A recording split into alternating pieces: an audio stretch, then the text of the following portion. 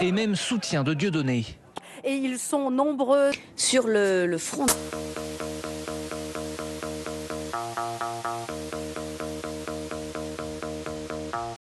Les associations représentées dans le cortège du jour de la colère sont hétéroclites. Et ils sont nombreux. Mais les colères sont différentes. Certaines personnes qui sont en colère ne sont pas d'accord avec la colère du voisin.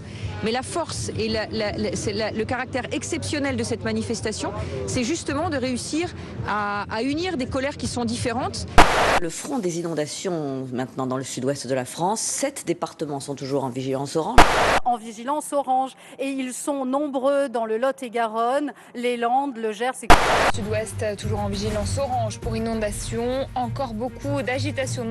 Yo, check this out. This is Chuck D, Public Enemy #1. You check it out, my man, bringing the noise. That's right, this new year. My man Benny Benassi, guaranteed to heat up the floor for sure. Yeah. Tout est fait pour dresser l'homme contre la femme et les enfants contre le parent. C'est honteux. On veut détruire la famille. Quand la sénatrice PS Laurence Rossignol déclare que les enfants n'appartiennent pas à leur famille, ils appartiennent à l'État. Avec comme règle unique de laisser l'individu toujours plus seul face à l'État. Alors oui, nous sommes en colère.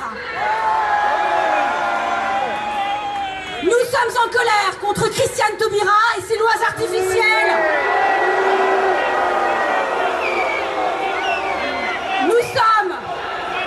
Nous sommes en colère contre cette oligarchie qui veut imposer ses modes de vie et de pensée à tous alors qu'elle ne représente rien.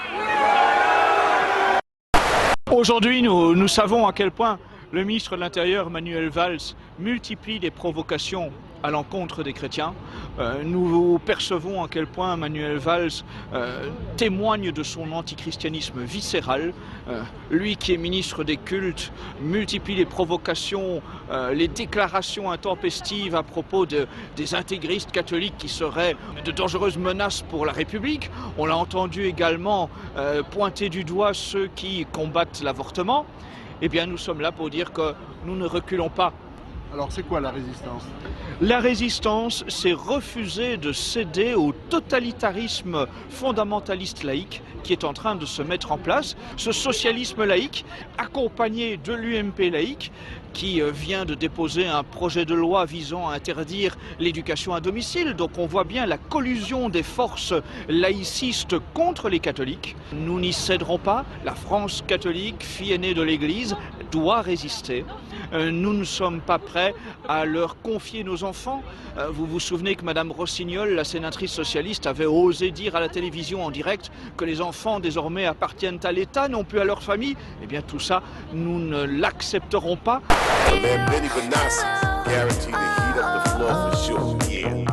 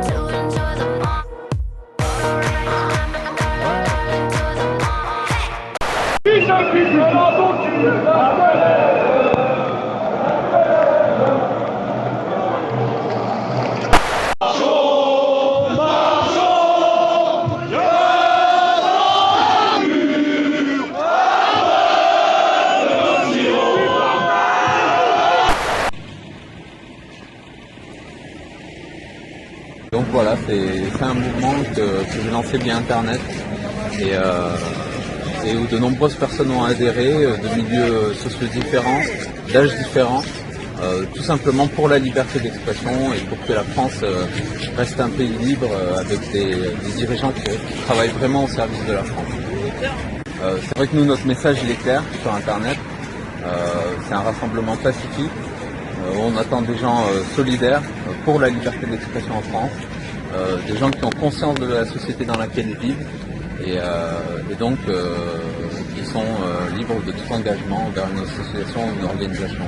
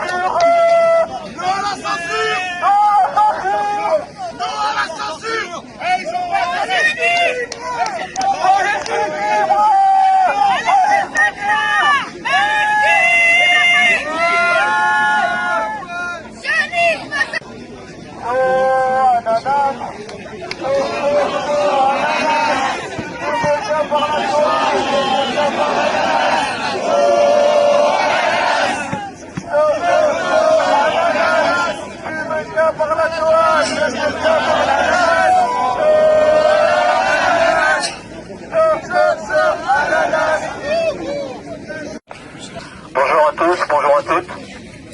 Je voudrais vous dire que votre manifestation est beaucoup plus universelle que certains peuvent le penser. J'écoutais encore il y a quelques minutes une conférence donnée par le parti antisioniste avec la présence d'un juif orthodoxe antisioniste qui était venu appeler à une réunion des musulmans et des juifs historiques, c'est-à-dire des juifs de la Torah, qui respectent la Torah, pour bouter hors d'Israël les sionistes. Et partout où ils se trouvent en tout cas. C'est pour dire que le combat de Dieu donné n'a strictement rien à voir avec l'antisémitisme, puisque vous avez, et vous le savez pour certains d'entre vous, il existe ce qu'on appelle la mouvance Neturei Karta au Canada, aux États-Unis, qui sont des juifs orthodoxes antisionistes.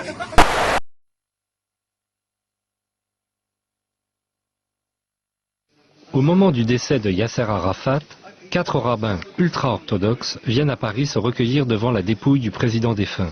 Leurs paroles, politiquement très incorrectes, ne trouvant aucun lieu pour s'exprimer, Dieudonné, au nom de la liberté d'expression, leur propose son théâtre pour une conférence de presse. Alors ceci n'est pas un sketch, hein. Pas confondre. Quelques rares journalistes y assistent, pas un article n'a été publié.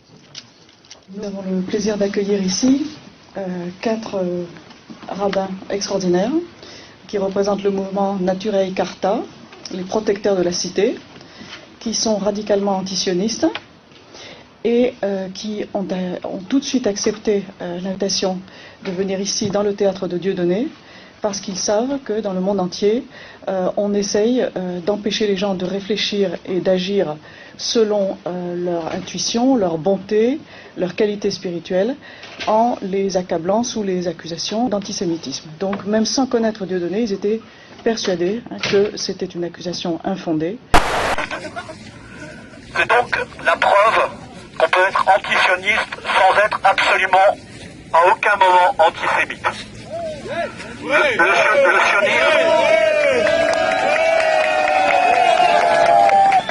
sionisme est une mouvance politique qui, en fait, englobe autre chose que des juifs. Il y a effectivement des juifs, il se trouve qu'il y a quand même forcément des gens qui pensent que quand on les aide, c'est pour leur bien. En l'occurrence, il y a aussi des protestants, il y a aussi beaucoup d'autres gens qui sont absolument pas juifs, ni de religion ni d'origine, qui font partie du sionisme, qui font partie du mouvement politique sioniste. Donc ça n'a strictement rien à voir avec le judaïsme. Il faut et définitivement acquérir cette certitude-là. Et c'est pour ça que vous avez de plus en plus de juifs orthodoxes qui se mettent à protester devant des conditions qui sont réservées à Dieudonné en France. Derrière le vocable antisémitisme, un certain nombre de personnes cachent des activités qui normalement devraient leur valoir quelques années de prison. Et malheureusement, les médias sont souvent la roue qui transmet ce que moi j'appelle de la propagande à l'ensemble des citoyens. Ça veut dire que votre présence ici prouve que la propagande n'est pas assez efficace, pour enfumer et pour, je dirais, endormir la population. Et je le dis d'autant plus que je suis juif moi-même.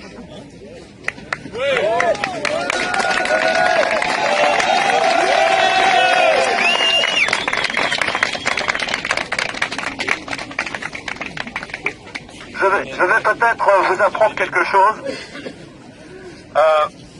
On identifie souvent les grands responsables du cartel bancaire comme étant d'origine juive. C'est en fait des marionnettes qui ont renié leur judaïsme. N'oubliez pas les 10 commandements, n'oubliez pas la Torah qui est l'Ancien Testament. Ils l'ont renié et ils ne peuvent pas se prévaloir du judaïsme en faisant ce qu'ils font.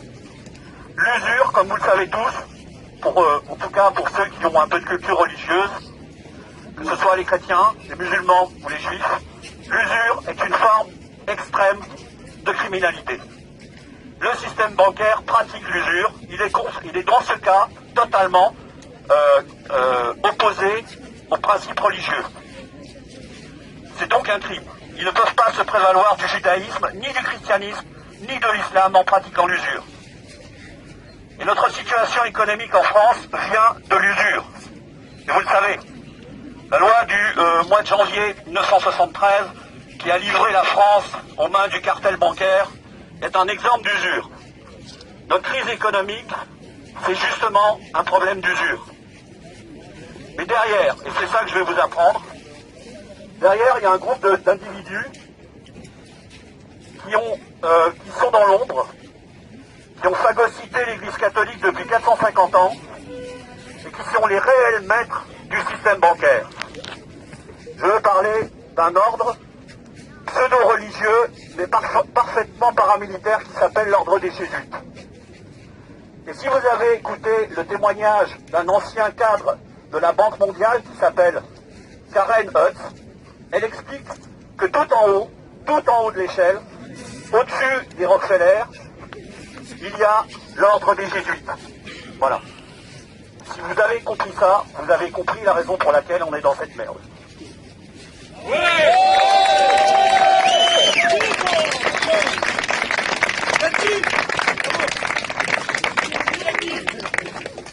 François la tortue qui se glisse dans ton cul, la quenelle, la quenelle. François la tortue qui se glisse dans ton cul, la quenelle, la quenelle. François la tortue qui se glisse dans ton cul, la quenelle, la quenelle. N'oublie pas match aussi. Ouais. La se glisse dans ton cul, la quenelle. Commises contre les forces de l'ordre par des groupes d'extrême droite. Nous sommes en colère contre cette oligarchie qui veut imposer ses modes de vie et de pensée à tous alors qu'elle ne représente rien.